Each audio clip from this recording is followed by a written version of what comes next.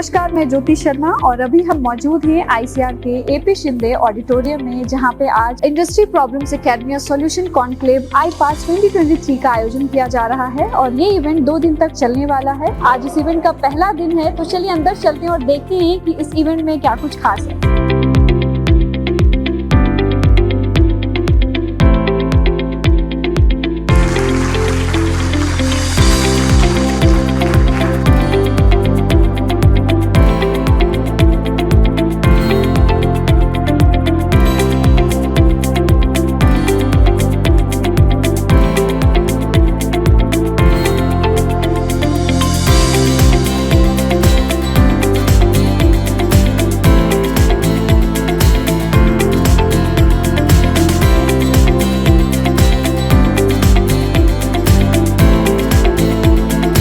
देखिए, academic institution से यहाँ बहुत सारे रिसर्च इंस्टीट्यूट्स हैं। Indian council of agriculture research के, CSIR के, एग्रीकल्चर यूनिवर्सिटीज़ हैं, स्टेट एग्रीकल्चर यूनिवर्सिटीज़ हैं, सेंट्रल एग्रीकल्चर यूनिवर्सिटीज़ हैं। इसमें फार्म मशीनरी और एग्रीकल्चर इंजीनियरिंग में बहुत सारे रिसर्च हो रहे हैं, बहुत सारी टेक्नोलॉजी डेवलप हो रही हैं, लेकिन वो टेक्नोलॉजी एंड यूजर्स तक नहीं जा रही हैं। हार्डली 10-15% टेक्नोलॉजी एंड यूजर तक जा रही हैं। एक तो दूसरी तरफ हमारे मैन्युफैक्चरर्स हैं, बहुत सारे मैन्युफैक्चरर्स हैं, बड़े मैन्युफैक्चरर, छोटे मैन्युफैक्चरर, वो एग्रीकल्चर मशीनरी का मैन्युफैक्चरिंग कर रहे हैं। और अगर दोनों एक साथ मिल कर के काम करें तो विन विन सिचुएशन दोनों के लिए रहेगी। और जो हमारी टेक्नोलॉजी डेवलप होगी रिसर्च इंस्टीट्यूट्स में, एकेडमिक इंस्टीट्यूशन में, बहुत जल्दी फार्मर्स तक, एंड यूजर्स तक जाएगी और एकेडमिक इंस्टीट्यूशन के लिए भी काफ़ी बेनिफिशियल होगा। इस प्रोग्राम का मेन उद्देश्य था जो इंडस्ट्री को एकेडमिया के पास लाना, इंडस्ट्री का प्रॉब्लम क्या है उसको सुनना और उसका सॉल्यूशन देना। और जितना जल्दी, जितना ज़्यादा फ्रिक्वेंटली आएंगे पास, उतना ज़्यादा हम प्रोग्रेस कर सकते हैं। पर्पस था जो ICR and Indian society agriculture engineer है, दोनों ओपनिंग हो रहा है इंडस्ट्री के लिए। प्राइवेट के साथ काम करके टेक्नोलॉजी को जो भी हम डेवलप कर रहे हैं उसको बहुत फास्ट बढ़ाना है। The purpose of this IPAS 2023 is to bring on a common platform basically the persons from academia and industry and also the policy makers, so that the fragmentation that has happened and because of that the required progress pace is not being achieved should be achieved by this conclave. And we have tried to make this conclave so very simple that people can discuss one to one. The person who is having a problem can discuss his problem with the person from academia, research background, so that he gets the solution. This IPAS conference is very important nowadays. The engineering, agriculture engineering, machinery, farm machinery, post-harvest technology and irrigation management. So this conference actually will definitely help creating awareness among the industry and also the scientists for creating new machinery and the technology, so that the farmers will take the advantage of this. ये जो IPAS यहाँ दिल्ली में आयोजित किया गया है, उसका purpose ये है कि एकेडमिया और इंडस्ट्री दोनों को साथ में लाना है। अभी हो क्या रहा है कि रिसर्च ऑर्गेनाइजेशन अपना रिसर्च एंड डेवलपमेंट कर रहे हैं और जो इक्विपमेंट नए नए डेवलप करते हैं वो इंडस्ट्री तक पहुंच नहीं पाते या कम पहुंच पाते हैं। तो उसके लिए दोनों को साथ में लाना है। यहाँ तक कि इंडस्ट्री भी कहीं डेवलपमेंट के लिए कहीं और जगह भी ऑप्शन ढूंढती है, या फिर उनकी जो ऑलरेडी डेवलप मशीन है उनमें इम्प्रूवमेंट करने की भी काफ़ी गुंजाइश होती है। I believe that IPAS and such initiatives are really required. While we have more than 75 years of agriculture, but our productivity and mechanization levels are still low, and probably the universities and the industries will have to join together with the farmers to bring in what is required for India and not just photocopying what's available in the world. And I believe that ICAR and IPAS can really do this for us.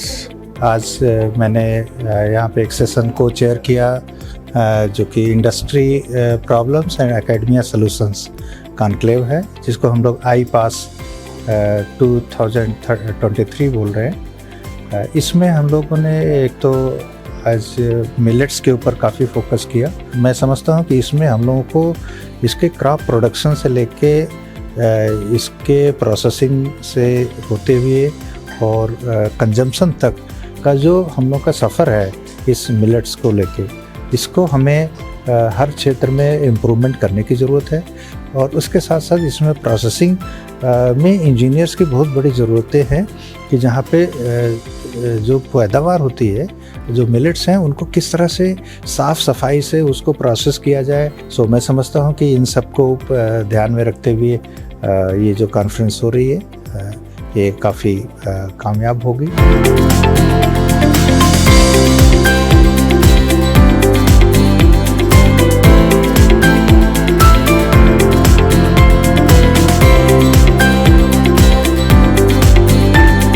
We have developed a kit called Auto Sichai Kit.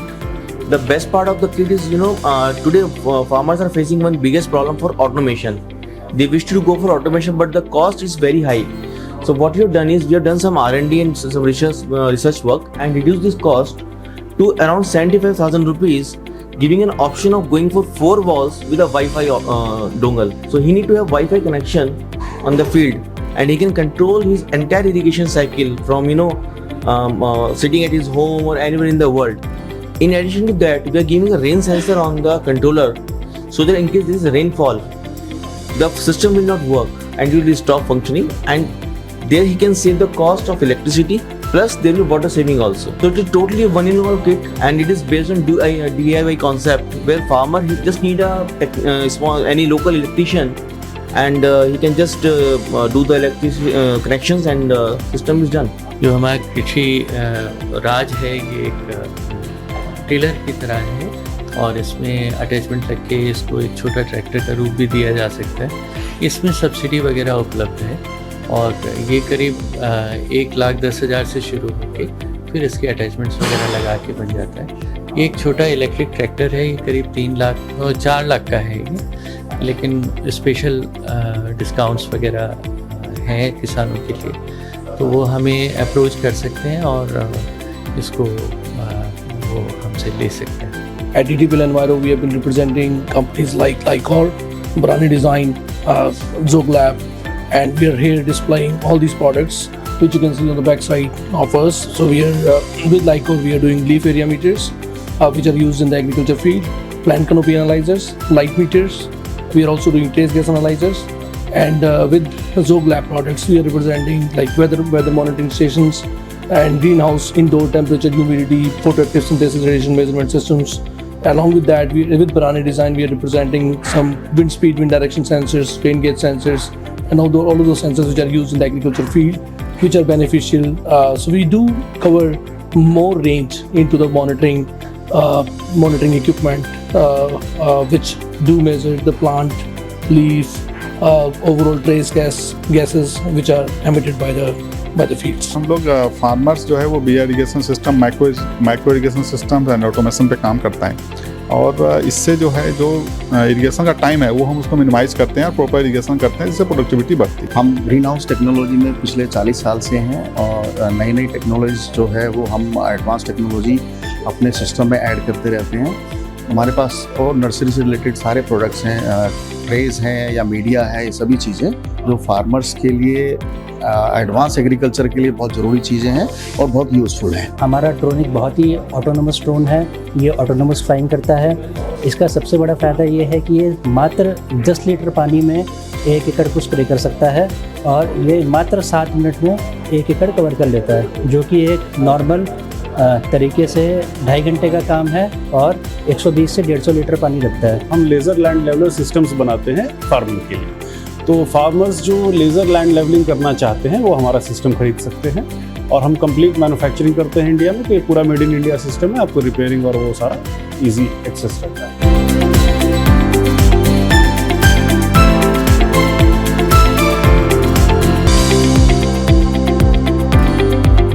तो जैसा कि देखा आपने कि यहाँ पे agriculture से जुड़ी कई एमिनेंट पर्सनालिटीज़ iPass 2023 इवेंट में मौजूद रही। उन्होंने एग्रीकल्चर से जुड़ी कई अहम मुद्दों के ऊपर बात रखी। उम्मीद है इस वीडियो से आपको बहुत कुछ जानने और सीखने को मिला होगा। कृषि जागरण आपके लिए ऐसी वीडियोस लेकर आता रहेगा। बने रहे कृषि जागरण के साथ। धन्यवाद।